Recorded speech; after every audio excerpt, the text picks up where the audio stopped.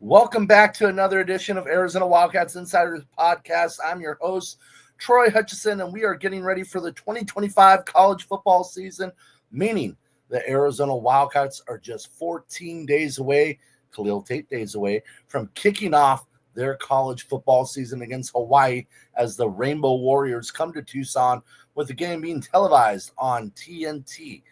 Now, Arizona is in the midst of training camp, getting geared up for the season. Brent Brennan is entering his second year with the program after a disappointing 4-8 year, forcing him to make coaching changes on the staff. Dino Babers gone. Seth Daggy in as offense coordinator. Dwayne Aquina gone as defensive coordinator. Danny Gonzalez promoted to defense coordinator.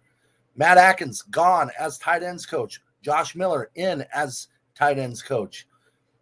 And now you also have Joe Salavea becoming the defensive line coach and bringing that recruiting bulk that the Wildcats really needed, and that great coaching. I mean, you look at everywhere Joe Salavea has been, whether it's been Arizona with Mike Stoops, Washington State with Mike Leach, or Oregon and Miami, he's been incredible. He's had elite defensive lines, grabbed top end, the top Polynesian players in the country, the top Southern California players in the country, and put together some of the best defensive lines out there right now, putting guys in the NFL left and right.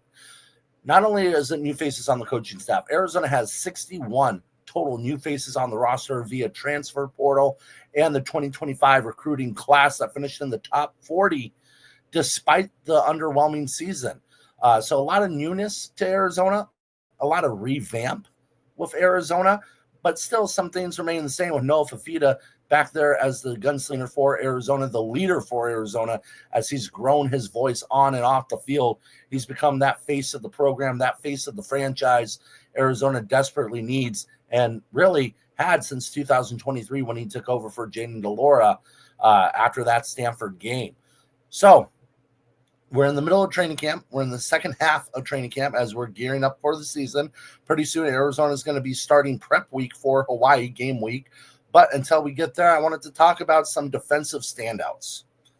Not the top defensive players on the team, not the three best defensive players on the team, but the ones that have impressed me the most or intrigued me the most. Because there's some intriguing aspects to Arizona's defense with Danny Gonzalez, some intriguing pieces that Arizona can mix and match all across the field, and some just great players, some top-notch athletes. So let's start with my favorite, one of my favorite defenders on the team. I think he's the best defensive player on the team, one of the best defensive players in the Big 12, and I do believe he will be an NFL draft pick, potentially a first-round pick, if not a second-round pick. I do believe he will play at the NFL level, and that is none other than Genesis Smith out of Chandler. I mean, that Hamilton Husky came over in that 2022 recruiting class, had a phenomenal year in 2023 as a true freshman, seeing time on the field, and he's progressed every single year. And you know what? This training camp, he's progressed again, and he's clearly the best defensive player on the team. He's all over the football field. He's a ball hawk. He's able to cover and man zone, doesn't matter, make tackles downfield, make tackles in the backfield, and cause havoc in the backfield for the quarterback. The man is absolute heat-seeking missile. One of the better players on the roster. I think he's going to have a big season. He was left off the Big 12 award watch list and the Big 12 all-conference watch list as well. Baffles me, to be honest. I don't think there's a better defensive back in this conference. I think Genesis is setting himself up for a year where he could win Big 12 Defensive Player of the Year, depending on how Arizona goes and what their season looks like. As long as they get to a bowl game, I think he'll be in line for that. Just been phenomenal leader out there on the field entering his junior season, and he's brought everybody along, and he's turned into that star defender, that star safety that Arizona needs. Number two, I want to talk about a transfer. One of my favorite transfers in terms of gets. I didn't expect much when they landed him initially, but after seeing him in spring, after seeing what he can do in training camp, man, Arizona got a good one. They got a great defensive tackle. Deshaun McKnight from UT Martin. The kid is a baller. He's just a run stopper. He can clog the middle, can get in the backfield. Not your typical D tackle that's going to be 309, 310, that girth. But he's a good 285, 290. Really athletic, uses his hands really well, great footwork, elite speed, elite get off the ball quickness. That once that snap happens, he's able to get off the line of scrimmage. I mean, just phenomenal, quick twitch, good hips. I think he's one of the better defenders on the team. I think he's probably the best defensive lineman on this roster, in my opinion. Will he have the most sacks or most tackles? No, but that always doesn't add up. If you look at the 2009 Arizona defensive line, yes, Brooks Reed was phenomenal. Yes, Ricky Elmore was phenomenal. But you know who had the longest NFL career? That would be Earl Mitchell, who didn't have the stats that they did, but he was the best defensive tackle in the Pac-12 during that era. Pac-10 during that era, and had a long NFL career, made lots of money. And I could see something very similar for DeSean McKnight. Just phenomenal guy, phenomenal playmaker. Now, the depth at the D tackle position, I think it's actually pretty strong, and that's in thanks of getting DeSean McKnight. If they didn't have him, I don't know where Arizona would be on the defensive line. I think there would be a big hole there. They have talent there, like they could fill it. But once your guys start dropping in terms of like, hey, I need a break. We're in the fourth quarter. We've been on the field most of the game. Who are you going to turn to? Now that you have DeSean McKnight and you have Tia Savea and you have others, you can rotate them. I think you could go 4 deep at D tackle, maybe 5, rotate them in and out, keep them fresh.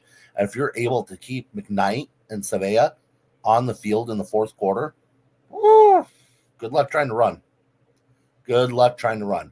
I think those are very high-level D tackles. It'd be nice if they had one more of that caliber. I think the depth behind them, it's good, but I think there's a clear drop-off after the first 2. But McKnight is an elite player. Great hands, great footwork. I'm excited to watch him this season. I think Arizona fans will love to watch him this year. Now, it's a little weird, though. I gotta give him a little grief here. He switched from 99, I believe he was, in training camp to 0. That is a strange number for a defense lineman. I'm an old school dude. Be in the 90s. Heck, be number 3, 9. Those look good on the D line. I think 3 and 9 look really good on the D line.